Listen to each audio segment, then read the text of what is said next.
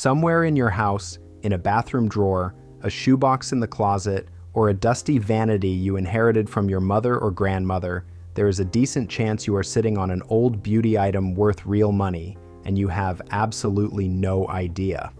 Not because old skincare is precious, most of it is expired junk you should throw away, but because a specific slice of the vintage and discontinued beauty world has quietly become a serious collector's market, where the right little pot, the right compact, the right sealed bottle can sell for hundreds, and in rare cases, thousands of dollars. Today, I am walking you down a countdown of 10 kinds of old beauty items that are secretly worth a fortune, exactly what makes one valuable versus worthless, and how to check what you have. And number one has sold for enough to buy a used car off a single tiny tube. And once you hear the story behind it, you will never look at an old drawer the same way again. So before you throw out that old drawer, watch this. First, the one rule that decides whether an old beauty item is treasure or trash, because it governs every single thing on this list.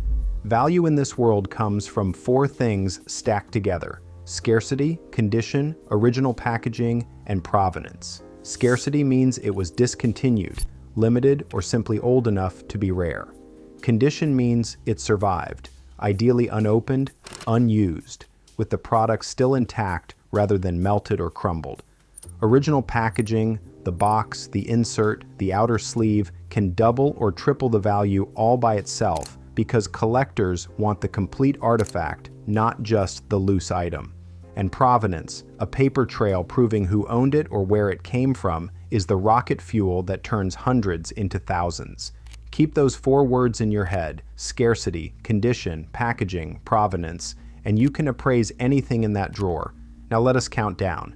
Number 10, vintage beauty advertising and old store stock. This is the entry level, the stuff most likely to be hiding in a family home, and it genuinely sells. Original printed cosmetic advertisements from the 50s, 60s, and 70s, the glossy full-page ads for face powder and lipstick and lash products are collected as art and nostalgia, and framed vintage beauty ads change hands regularly. Even more interesting is what collectors call old store stock, unsold inventory from a shop that closed decades ago, boxes of never-sold powder, pins, and packaging that turn up at estate sales. It is not going to make you rich, but a lot of it sells for real money to people decorating vanities and collecting a specific era, and it is the kind of thing that gets thrown in the trash because nobody realizes anyone wants it. Look especially for sealed, complete old stock lots or an old shop's display card with the product still attached, because that untouched of its era completeness is exactly what a collector decorating an authentic vintage vanity will pay for. Number 9. Limited edition and collaboration packaging. Here is a modern one that might be in your own makeup bag right now. When a brand does a limited edition release, a holiday collection, a designer collaboration, a special anniversary compact, those items are produced in small numbers and then never made again, which is the textbook definition of scarcity. Years later, the ones people kept sealed and pristine can sell for well above their original price to collectors completing a set. The trick is that it has to be kept mint, unopened, ideally still in its outer packaging, because a used one is worth a fraction of a sealed one. If you were the kind of person who bought a gorgeous limited compact years ago and thought it was too pretty to use, that instinct may have quietly made you money. The rule of thumb is brutal but simple. The moment you swatch it, you roughly have its collector value, so the palettes and compacts you never had the heart to touch are worth checking first. Number 8. Vintage and discontinued lipsticks.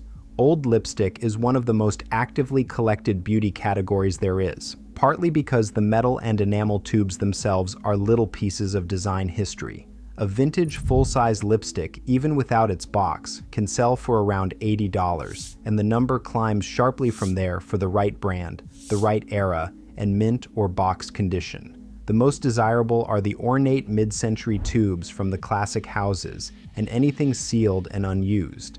Now, I have to say the obvious. You are not selling this to be worn, and no one should ever wear a decades-old lipstick because old formulas can harbor bacteria and, in truly vintage cases, ingredients we now know are unsafe. The value is entirely in the object as a collectible, not as a usable product, and that theme is going to come back again and again on this list. What lifts a lipstick from a few dollars to a serious price is a recognizable heritage brand, an ornate or unusual tube, a discontinued or iconic shade, and above all, the original box and paper insert, which together can multiply the value several times over. Number 7. Vintage skincare pots and cold cream jars, especially the iconic ones.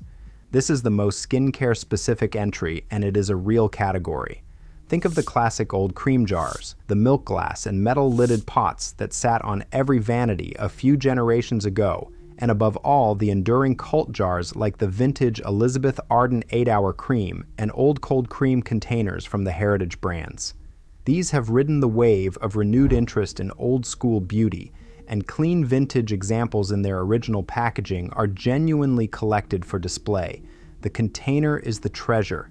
The ancient cream inside is emphatically not something to put on your face, and I mean that as a real warning, not a throwaway line, because expired skincare is at best useless, and at worst a barrier-wrecking, breakout-triggering health risk. Keep the pretty jar on a shelf, and never, ever dig into the contents. Condition of the label and lid matters enormously here, because collectors want that instantly recognizable vintage look intact. So, a jar with a crisp, readable label and an undented lid can be worth many times one that is scuffed and peeling. Number 6. Art Deco enamel cosmetic and eyeliner cases. Now we climb into the genuinely beautiful, genuinely valuable territory.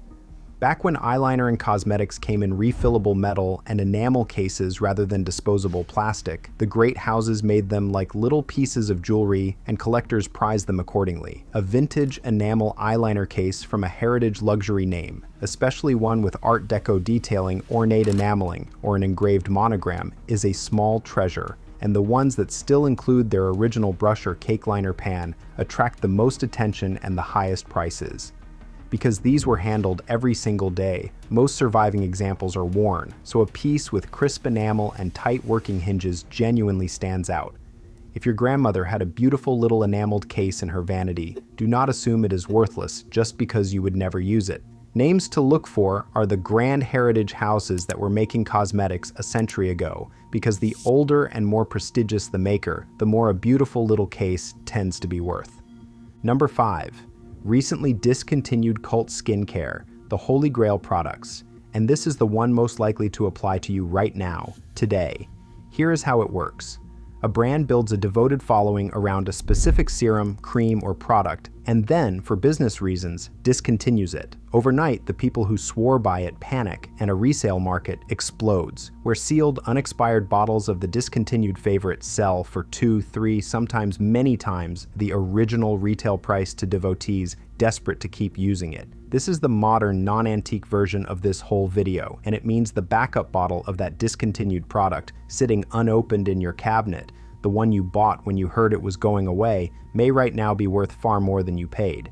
The catch that makes it different from the antiques is that here it needs to be unexpired as well as sealed, because these buyers actually intend to use it. Check whether any beloved product you stockpiled has been discontinued, because you might be holding a small, quiet windfall.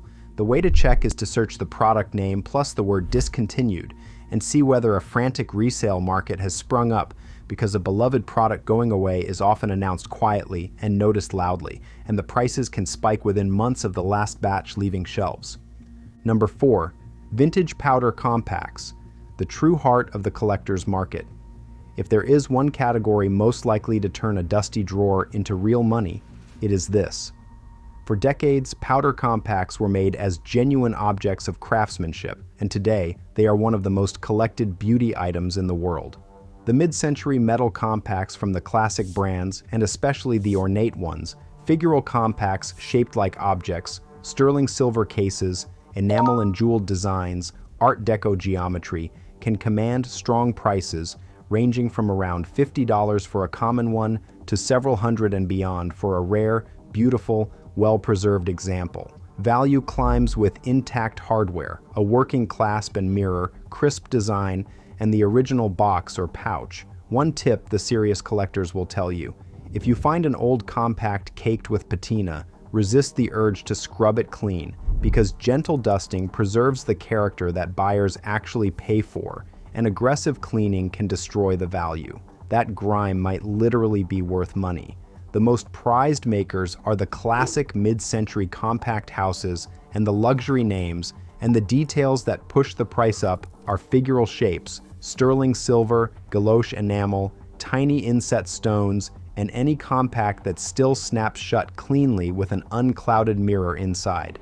Number 3. Vintage perfume bottles and decanters, where the bottle is the treasure even when it is empty. This is one of the most beautiful and surprising corners of the market. Certain vintage perfume bottles, the sculptural crystal decanters from the great glassmakers, the figural commercial bottles, the ornate limited presentations are collected purely as objets d'art, and a stunning empty vintage bottle can be worth a great deal on design alone. The heritage glass houses that made bottles for the perfume industry produced pieces that now sit in collections and sell at auction. So even if the fragrance inside evaporated decades ago, do not toss a genuinely beautiful old bottle, because for a whole category of collector, the glass was always the point. Turn any old bottle over and look at the base for an etched signature or a maker's mark, because that single detail can be the difference between a pretty $5 bottle and a genuinely collectible piece of art glass. Number 2, discontinued vintage fragrances, sealed and full, which is where the numbers start to get genuinely serious. Discontinued perfume is arguably the single most valuable category in all of collectible beauty, because when a fragrance is discontinued, the people who loved it cannot get it anywhere else at any price except the resale market, and that scarcity sends prices soaring. Sealed, full bottles of famous discontinued scents regularly sell for hundreds, and the most sought-after ones climb into 4 figures. A coveted discontinued vintage fragrance can list for around $2,000, with other classics not far behind at $1,500. The value lives in it being sealed, full, and unopened with the original box, because an evaporated or opened bottle is a fraction of the price. If a relative left behind a stash of old sealed department store perfume from a name that no longer makes it, do not assume it is junk, because that box could quietly be the most valuable thing on this entire list that a normal person might actually own. The great tragedy of this category is how often it is poured down the sink during a house clearance. So if you find sealed old fragrance, set it aside and look it up before anything else. And number 1, the ceiling of this whole world, the thing that turns a tiny tube into a small fortune, Provenance, a beauty item with a proven famous owner. This is the rocket fuel I mentioned at the start, and it is astonishing what it does to value. An ordinary vintage lipstick might be worth $80, but a lipstick proven to have belonged to a screen icon is a different universe entirely, and the most famous example is a Revlon lipstick owned and used by Marilyn Monroe, which sold at auction for over $18,000. $18,000 for a tube of lipstick because of who once held it. That is the extreme celebrity end of the scale, and no, the tube in your drawer almost certainly does not have that story, but it makes the principle unforgettable. In collectible beauty, the object matters, the condition matters, the packaging matters, and a real documented history matters most of all. If you ever inherit beauty items along with a story and any paperwork proving it, do not separate the two, because the story is very often worth more than the object. It helps to know the names that make a collector lean in, because certain brands carry value almost regardless of the specific item. The grand old heritage houses, the ones that were shaping beauty a century or more ago, tend to be the safest bets. Their vintage compacts, cases, and packaging are collected precisely because the names themselves are woven into beauty history. The great fragrance houses matter enormously for bottles and discontinued scents. And there is a second, quieter tier that surprises people. The classic direct sales and drugstore brands from the mid-20th century, whose figural bottles, novelty packaging, and of its era compacts have a devoted nostalgia following, so do not dismiss a humble old brand just because it was never luxury. A useful instinct is that anything which looks handmade ornate, or clearly built as a lasting object rather than disposable plastic is worth a second look, because that craftsmanship is exactly what the disposable modern era stopped making, and scarcity of craftsmanship is its own kind of value. Now let me be completely straight with you, because I would not be doing my job otherwise, and there are a few honest truths that matter more than the fantasy. First and most important, none of this is a reason to keep or use old skincare and makeup on your skin. The value here is as collectibles and display pieces and resale objects, full stop. Old cosmetics and skincare are expired, can grow bacteria, and the further back you go, can contain ingredients we now know are genuinely toxic, including heavy metals like lead in some truly vintage formulas. So enjoy these as beautiful little artifacts, sell them if you like, but never put a decades-old product anywhere near your face, because no collectible is worth an eye infection or worse. Second, a reality check on the money. The eye-popping numbers are the rare exceptions: the mint, the sealed, the ornate, the famous. The vast majority of old beauty clutter is worth little or nothing, so temper your expectations and treat any real find as a happy surprise rather than a retirement plan. So how do you actually check what you have practically? Do not guess, and do not trust a single hopeful listing price, because anyone can ask any price for anything. Instead, go to a big resale site and search for your exact item, then filter to sold listings, the completed sales, because that shows what people have actually paid, not what sellers are dreaming of. That single trick, looking at sold prices rather than asking prices, will tell you the real value of almost anything in minutes. For genuinely old, ornate, or potentially significant pieces, a specialist appraiser or a vintage beauty auction house is worth a conversation. And if you do decide to sell, remember the rules that made it valuable in the first place. Keep it in its packaging. Do not overclean it, photograph it honestly, and describe the condition truthfully, because in this world, honesty and condition are the whole game. Here is the thought I want to leave you with, because it is more useful than any single price. We are trained to see old beauty products as clutter, as expired junk taking up space, and most of it genuinely is.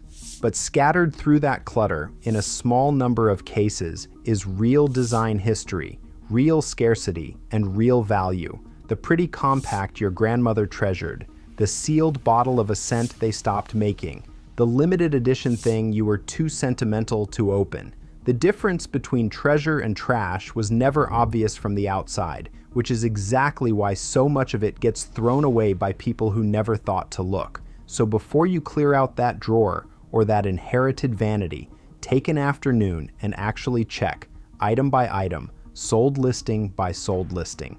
Worst case, you spend an hour and throw it all away with confidence. Best case, you find out the dusty little compact you almost binned, the one that sat forgotten in a drawer for 40 years, was quietly worth a small fortune the entire time, and all it ever cost you to discover that was the willingness to look before you threw it away.